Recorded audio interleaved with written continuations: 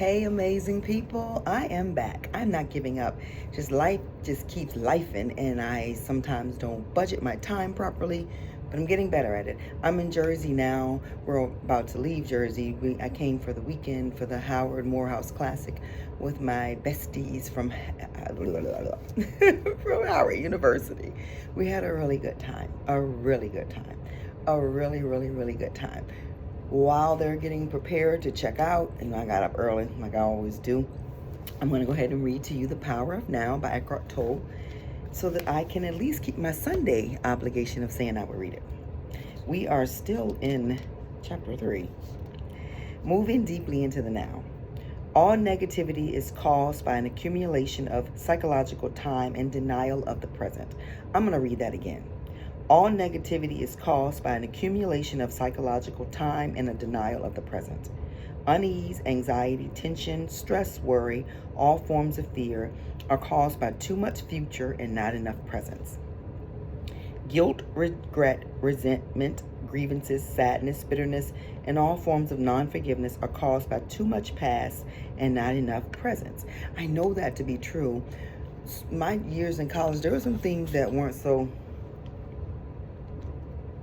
amazing, but I think what made this trip so absolutely phenomenal is I came back here around people that I love. I have my own crew. It was 8 of us, now it's 7 of us because Shanna has released her body, but she was there with us in spirit. But we had such a great time, and I know it's because, well, for me, I didn't have those same hang-ups that I had when I was in school. I've let all that stuff go. And even though I'm going through a time in my life where major change is definitely here, I felt good. I had a good time. I didn't know a lot of people here because I was in the fine arts department, and we kind of were off to ourselves. Even though, Howard is huge, the fine arts department, they just called us weirdos. Those weirdos produced Taraji P. Henson, Chadwick Boseman, Wendy Raquel Robinson, Lance Gross, who was here yesterday, Laz Alonso, and a whole bunch of other weirdos, Felicia Rashad, Debbie Allen. We all came out of Howard University Fine Arts Department weirdos. If you know my story, after 3 years, I dropped out of school. My parents were going through a rough time, and the finances were not financing, and I didn't know about financial aid. I don't know why I didn't know about it.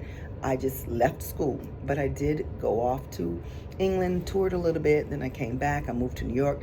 I don't regret any of it because I was thinking about this yesterday when I was there, and I'm looking at the Alpha Kappa Alphas, which I wanted to join, but at the time my personality was too afraid to step out, but I'm gonna do it now.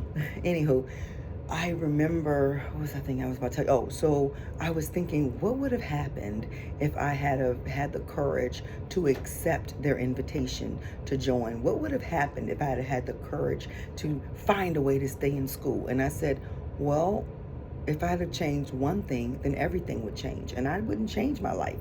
So it is what it is. I'm loving my life. I got 4 amazing children. But anyway, let me get back to reading. That's what I'm supposed to be doing.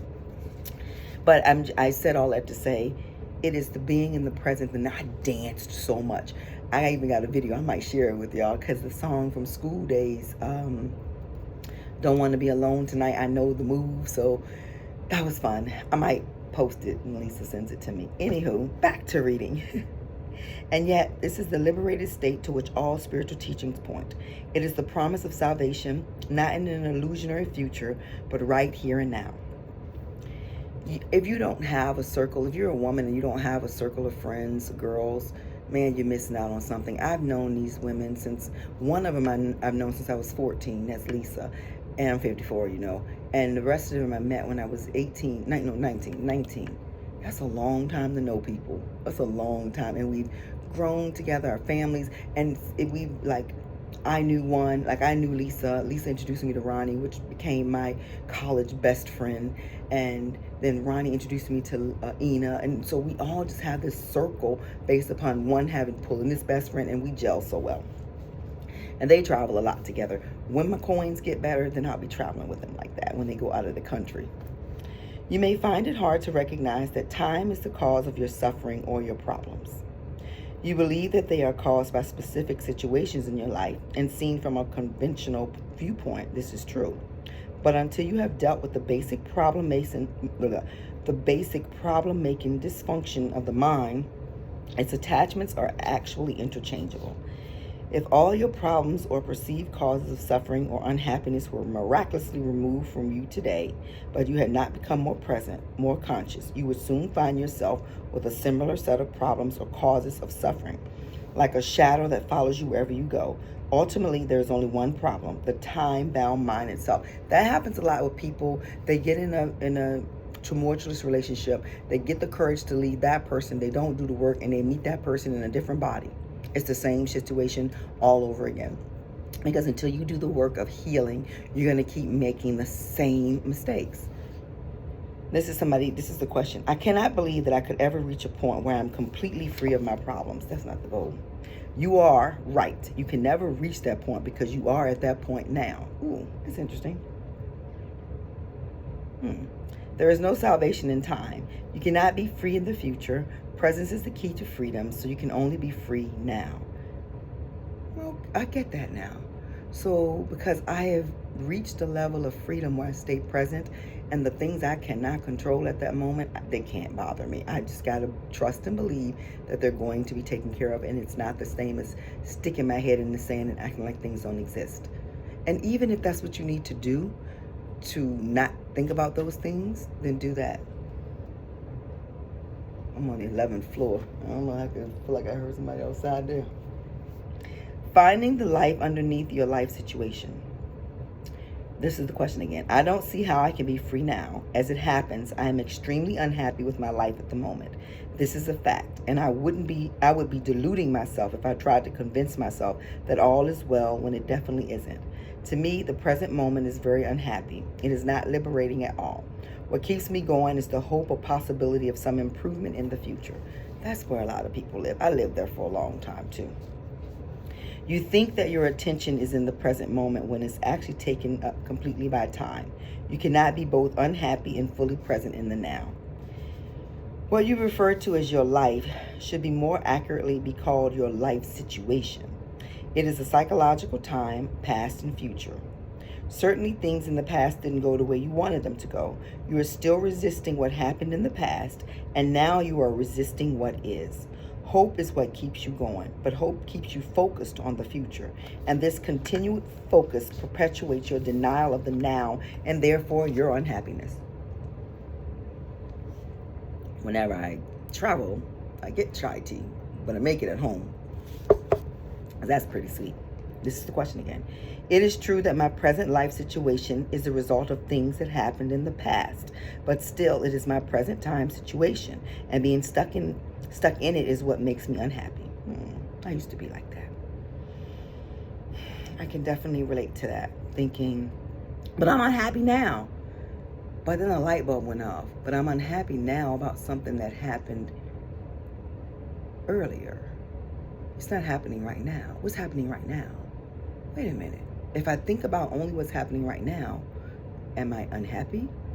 And it started to make a change in me. I started to see that, okay, well, like for me, wanting to lose 35, 40 pounds has been something I've been grappling with since I gained it, 2 years. Yeah, 2 years. And now I'm just like, but in the now moment, I'm doing the things to lose it. So that's all I have. I can't go back and go, you know what? I shouldn't have done this. Waste of time. Okay. Forget about your life situation for a while and pay attention to your life. What is the difference? That's what the person said. He said, forget about your life situation for a while and pay attention to your life. And the person says, what is the difference? He says, and by he, I mean Eckhart Tolle. Your life situation exists in time. Your life is now. Your life situation is mind stuff. Your life is real. Find the narrow gate that leads to life. It is called the now. Narrow your life down to this moment. Your life situation may be full of problems. Most life situations are. But find out if you have any problem at this moment. Not tomorrow or in 10 minutes, but now. Do you have any problem now? Nope. Not one problem now. I'm sipping on chai tea, reading to you guys, sitting in the hotel room, waiting for my girls to get ready, because I knew I was going to be the first one ready, because it's just who I am. In this group, I'm the early bird.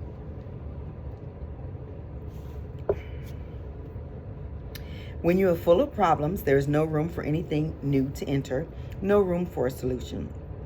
So whenever you can, make some room, create some space so that you find the life underneath your life situation. Use your senses fully.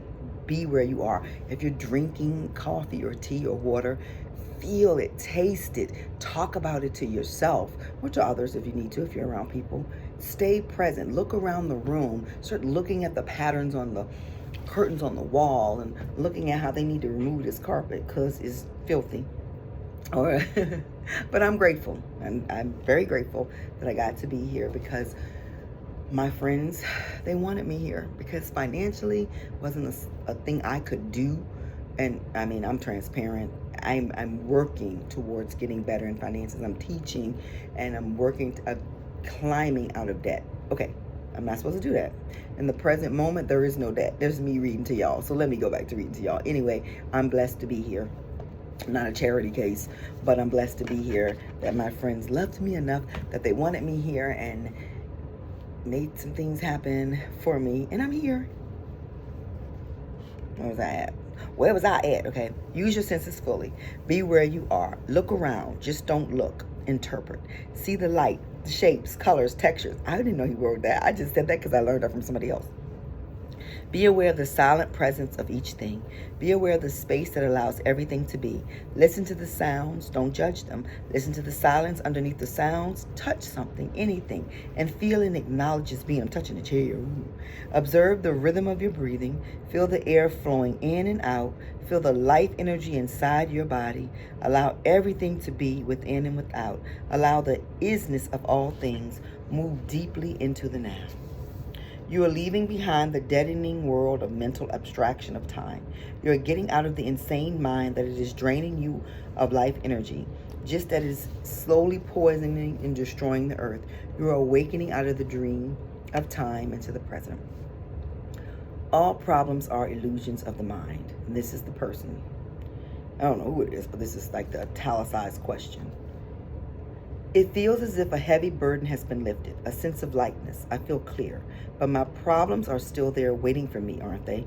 They haven't been solved. Am I not just temporarily evading them? Eckhart Tolle says, if you found yourself in paradise, it wouldn't be long before your mind would say, yes, but. Ultimately, this is not about solving your problems. It's about realizing that there are no problems, only situations to be dealt with now or to be left alone and accepted as a part of the isness of the present moment until they change or can be dealt with. Problems are mind-made and need time to survive.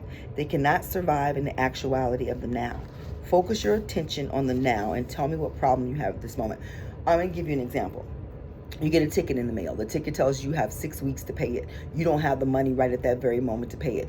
So dwelling on that ticket right now is not going to do anything but saying, okay, well, when I get paid in 2 weeks, let me write on my budget and put it in my budget. And then you don't have to think about it anymore. When that 2 week comes, pay that ticket, period. So the ticket is not, it's an issue only until you decide how to solve it. And that's what it's mean. It's not that, you can't just live in a house and don't pay your mortgage and expect, oh, I'm just going to be able to stay here. No, you have to pay your bills. That's the way it's set up. But if you don't have the money to pay it, maybe it's time to let that house go. Maybe it's time to move into something more affordable for the moment, for the present moment.